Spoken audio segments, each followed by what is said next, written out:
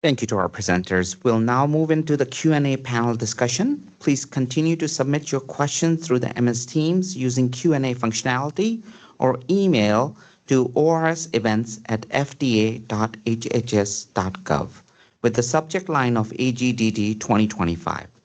When submitting a question, please include the name of the speaker and session it relates to, as this will help us to route this question to the right person. Our team will be actively monitoring all questions submitted, and we'll do our best to address as many questions as possible during the designated Q&A sessions.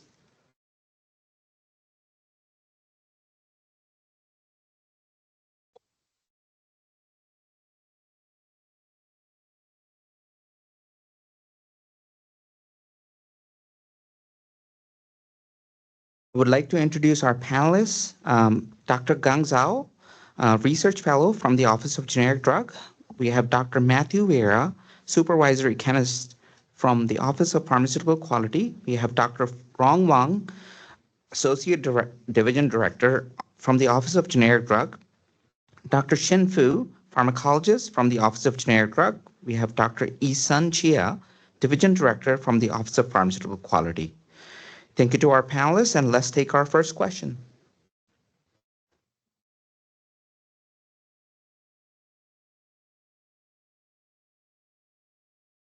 Thank you so much, and thank you to all of our presenters today. Our first question is going to be for Dr. Zhao. How does your proposed BCS4 framework build upon existing FDA guidance for BCS 1 through 3 drugs? How do you justify extending BCS 3 antioxidant research findings to BCS4 drugs when they have fundamentally different absorption characteristics? Thank you for the question, and I think it's a great question. So our framework leverages the scientific foundations on the FDA research. The FDA research, extensive research demonstrated the antioxidant don't affect the permeability of the BCS3 model drugs. And with our risk-based subcategorization and for tier framework, we can recognize some of the BCS4 drugs which has a major limitation of the permeability and may behave similar as the BCS class 3 drugs. And this will allow us to apply the established principles from the BCS class 3 model drugs and more precisely rather than treating all the BCS4 drugs with the same equally complex. And for example, in my case study, the drug product has a borderline low solubility and moderate high permeability. And it behaves like the permeability limited BCS class 4 drugs. So with the subcategorization, which will allow us to apply the established principle from the BCS class 3 model drugs to this BCS class 4 drugs appropriately. Thank you. Thank you, Dr. Zhao. Our next question is for Dr. Matthew Vera. You mentioned some are hard to nitrosate. Does that mean that for some substances, they can in theory form nitrosamine, but it may be hard to occur in practice? In such case, is the expectation that we should provide evidence to show the absence of nitrosamines? Yeah, that's a really good question, and it kind of distills the dilemma here, right? So yeah, that's exactly what it means, that in theory it could form, but in practice it may be difficult or impossible. So what do you do? And I think I think it's important to look at what the process should actually be. So if you do the risk assessment and you find that there's something that theoretically could form, then the next step is to do the confirmatory testing, right? And in the course of doing that testing, you should be looking for a standard, a reference standard.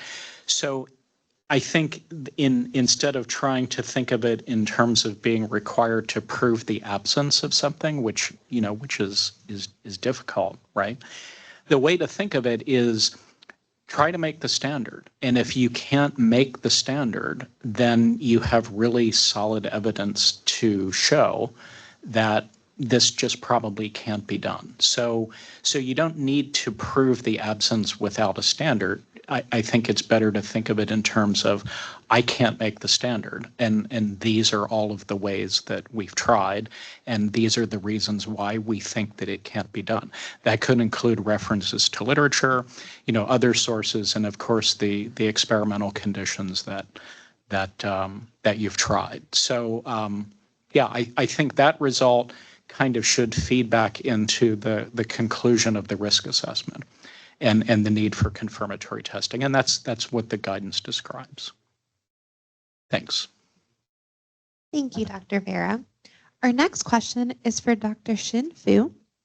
Why does the FDA request in vitro mutation assays in mammalian cells and metabolism study in addition to enhance AIMS assay to support an AI limit of 1,500 nanograms per day?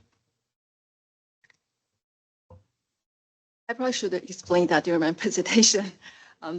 So to address this question, I feel like I have to go back to a little bit of background or history, how they come up with. So the real guidance was published 2023. At the time, we started to get some data about NDSRIs, but it's limited. And we're still at the time, can you hear it? Okay, sorry. At the time, their effort and try to optimize enhanced AIMS assay. And at the time, we don't really exactly know how well this assay performed for nitrosamines. And so that's why, probably major reason why FDA asking, in addition to enhanced AIMS assay, but also in vitro mammalian cell assay, and as well as metabolism study, in case the different source of metabolism may affect metabolic activation and mutagenicity potential. And at that time, when we asking additional data, when we still try to assess the coming data and also waiting for the future data, this gave us a little bit more confidence about the results.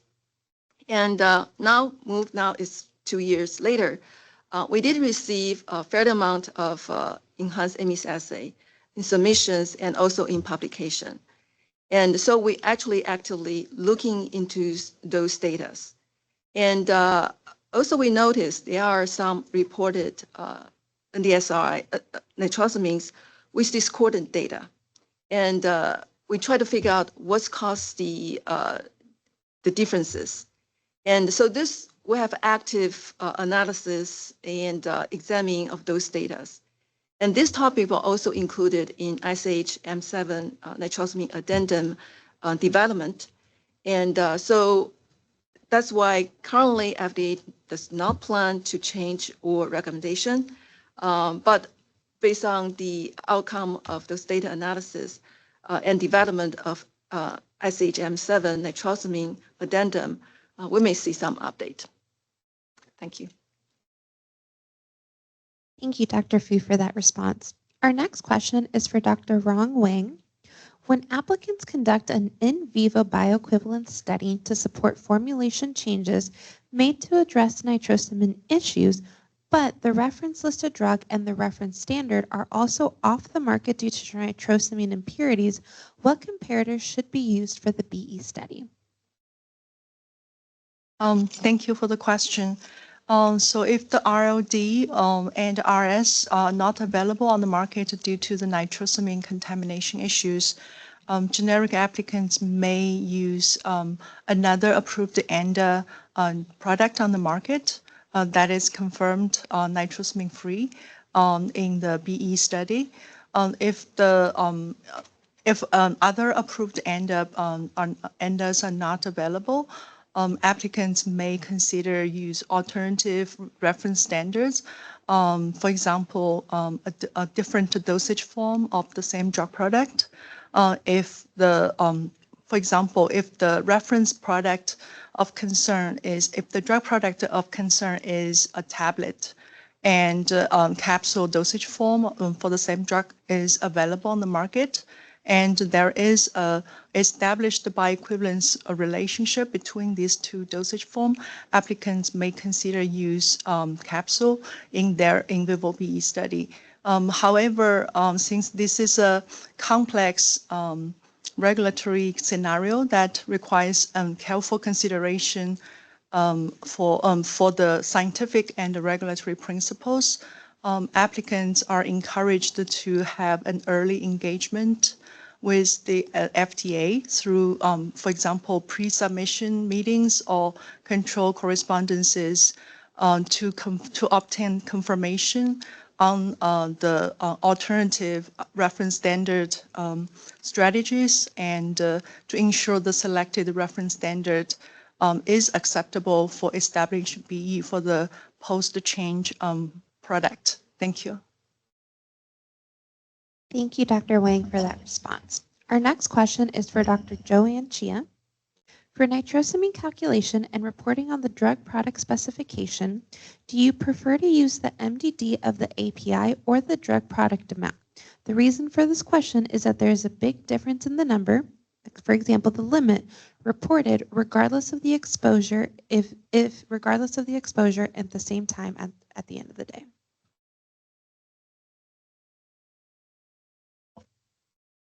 All right, can you hear me?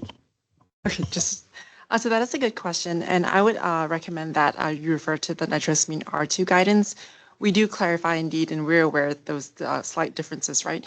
So if you even look at the webpage, we also clarify that the recommended AI limits are reported and determined in nanograms per day. But for purposes of establishing controls, we do recommend that you use the MDD of the API, the drug's MDD. Thank you, Dr. Chia, for that response. Our next question is for Dr. Gang Zhao. Given that the FDA's current FAQ states alternative approaches may not be appropriate for BCS4, how do you see regulatory acceptance of your framework? How does your framework address the concern that even minor formulation changes in BCS4 drugs can have unpredictable effects on bioavailability? Thank you for the question. So I think the guidance may reflect the current limitation, but not the permanent restrictions. So our framework provides the scientific rationale and the systemic approach that was not covered in the guidance. And I think with the proposed risk assessment in the framework and the tiered approach, we further subcategorize the BCS class 4 drugs into the primary limiting factors, either solubility or permeability or dual limitation. And the scientific regulatory is an evolution process. Rather than assuming all BCS class 4 drugs are equally unpredictable, we identify the primary limiting factors and focus on the evaluation there. So I think the framework provides systemic evaluation rather than the blanket assumptions on the BCS class 4 drug products. Thank you, Dr. Zhao, for that response. Our next question is for Dr. Matthew Vera. If a nitrosamine is controlled at acceptable levels in the drug substance, is it necessary to also control it in the finished product? Yeah, thanks. The answer to that question, unfortunately, is it depends, right? So if you think about impurity control in general, when we are certain that an impurity is only a drug substance process impurity, it doesn't need to be recontrolled in the drug product because it's not going to change. So the answer to that question is, if you know that it's only a process impurity that cannot continue to increase as a degradation impurity, then it isn't really needed in the drug product specification, right? But it requires that understanding, and this is really a concept that's described in ICH Q3B, right? That says process impurities don't need to be recontrolled in the finished product. So a good example of this is NDMA. So NDMA can form in lots of different ways. Some cases, NDMA is only a process impurity. In other cases, it can be a degradation impurity. So it really depends on the understanding and the circumstances of a particular product to say for sure. Thanks. Thank you, Dr. Vera, for that response. Our next question is for Dr. Joanne Chia. If there is a posted interim AI limit, do I need to submit a supplement to include that interim AI limit in my drug product specification?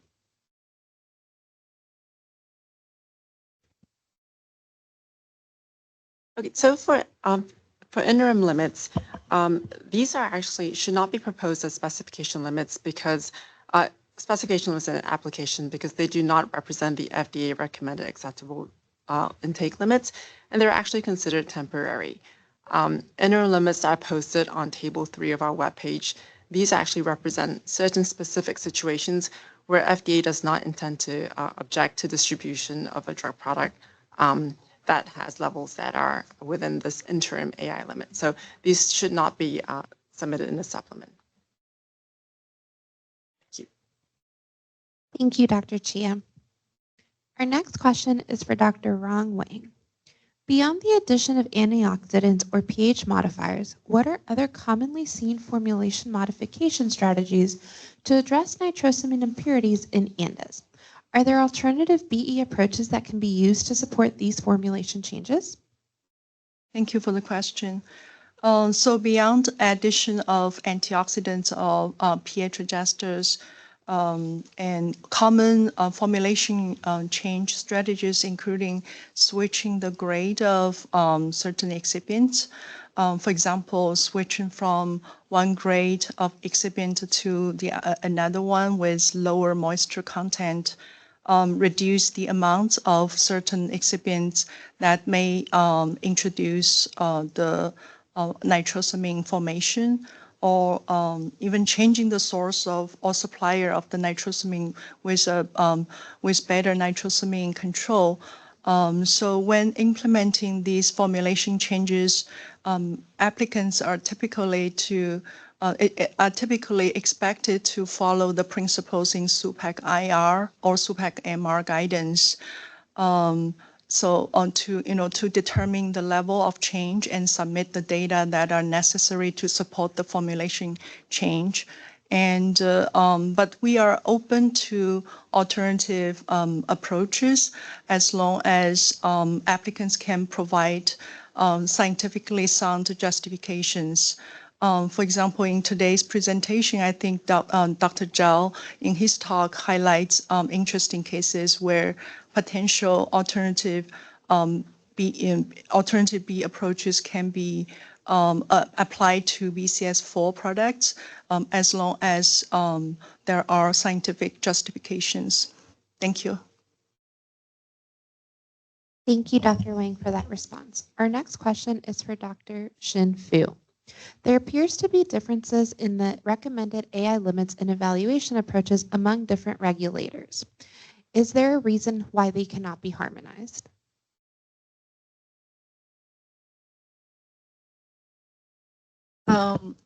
In my presentation, I indicate the PharmTox expert in the safety team. They involved in collaboration in the International Nitrosamine Technical Working Group. So they regularly work with other regulators.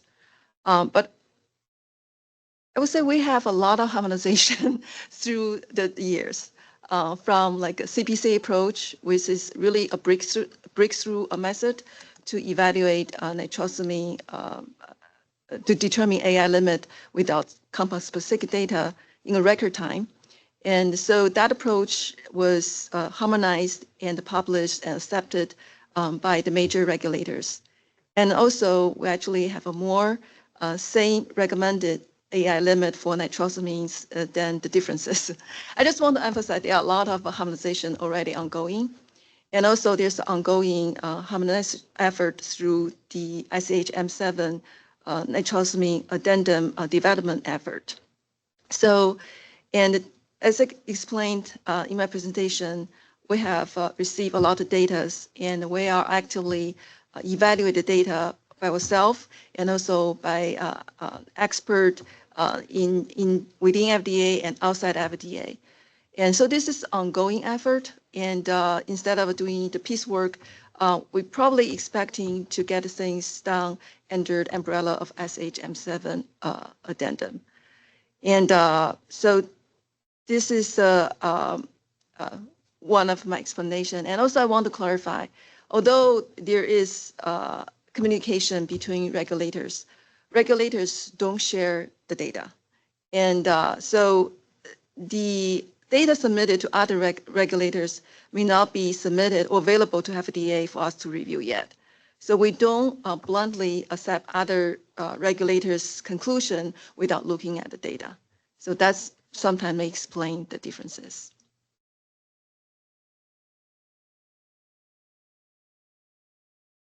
Thank you, Dr. Fu. Our next question is for Dr. Gang Zhao. In your presentation, you discussed the alternative B approach for nitrosamine-impacted BCS Class 4 drug products. Do you think this strategy could also be applied to high-risk immediate-release products? I think that's an excellent question. Actually, one of our current research work is focusing on the risk mitigation strategies for high-risk IR products. And I think similar to the nitrosamine case, with the similar framework assessment, we can subcategorize the BCS Class 4 drug products, and for the high-risk products with certain requirement or in vitro study criteria, if the generic can meet those criteria, when in vivo studies may be waived for those high-risk products. So with scientific evidence support, I think similar risk mitigation strategies can also be used for the high-risk IR products. Thank you. Thank you, Dr. Zhao. Our next question is for Dr. Xin Fu. This question is specifically related to slide 55 of your presentation. You stated that citing AI recommended by other regulators without submitting the supporting data or letter of authorizations for right of reference are inadequate justifications. If our initial justification for referencing the other regulators' AI limit was deemed unacceptable and the submission is CR'd, what supporting data is recommended to be submitted from the other regulators? Could you please be more specific? And if we get the complete report or data from the other regulators, whom should the applicant be sending this information to? This I just explained in the last questions. Regulators don't share the data. So even though we know the other regulators' recommendation, if we haven't reviewed the data, and actually we don't know what the data they reviewed, so we cannot directly accept it. So, and when in the response from the applicant, if you have access to that data submitted to the other regulator, you can certainly submit the full report in your response to let FDA to review, or just similar like and the applicant giving authorization from DMF sponsors, and so that give FDA the right of reference to using the data from the owner of the data. So this is what we're looking for. Thank you. Thank you, Dr. Fu, for that response. Our final question on today's panel will be also directed to Dr. Xin Fu. Why can't the level in the RLD be used to justify the control limit of an NDSRI in a generic drug when such an approach is accepted for other drug substance-related impurities? Yeah, this is a good question because we see that in the justification, and we have to think of ourselves because it is really a good comparison. And I think our thinking is the NDSRI issue is fairly new. And for majority of drug product, when RLD were approved, this is not a known issue. So the RLD approved without evaluation of nitrosamine risk assessment.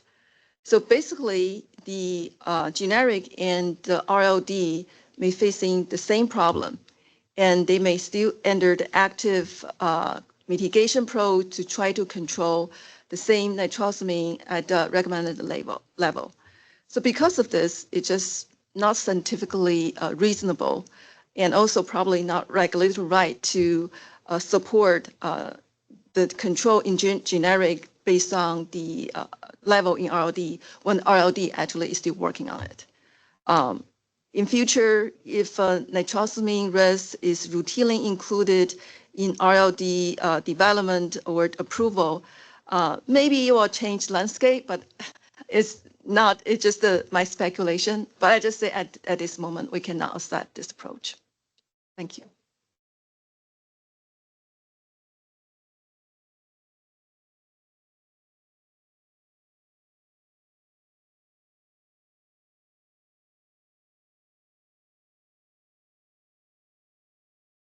Thank you, everyone. That concludes our Q&A panel discussion for session 4. Thank you to our panelists and for an engaging discussion, and thank you to all of you for your active participation throughout this Q&A session.